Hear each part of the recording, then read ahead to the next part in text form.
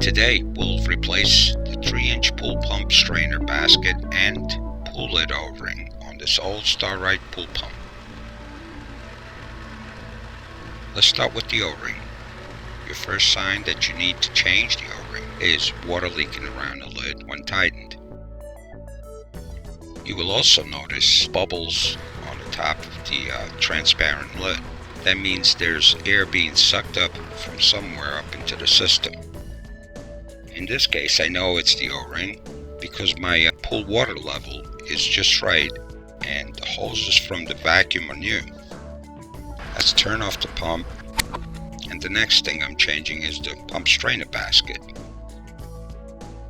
The old one just cracked apart, and as you see, I had no choice but to glue it back together with goop and strapped it until Amazon found my lost package. You definitely do not want to run your pump without this basket, risking damage to the pump if something solid gets in the system and also clogging and damaging the filter itself.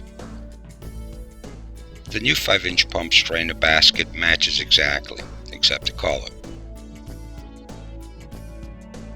The 6.5-inch O-ring is also a perfect match. The old one is very flat comparing it to the new one. After careful inspection, just fit it right on the lid. By the way, the new O-ring comes already lubricated, and it is recommended to keep it lubricated with a synthetic lubricant as you see it drying over time. Also makes it much smoother to screw and unscrew the lid. When installing and cleaning, always make sure it's clean of any debris that can cut the O-ring. Let's install both new items. Make sure the groove surface where the O-ring makes contact is clean of any debris as well. Install the basket, screw in the lid, and end tighten only. No need to over tighten. Turn your pump back on, and as you see, the bubbles will disappear.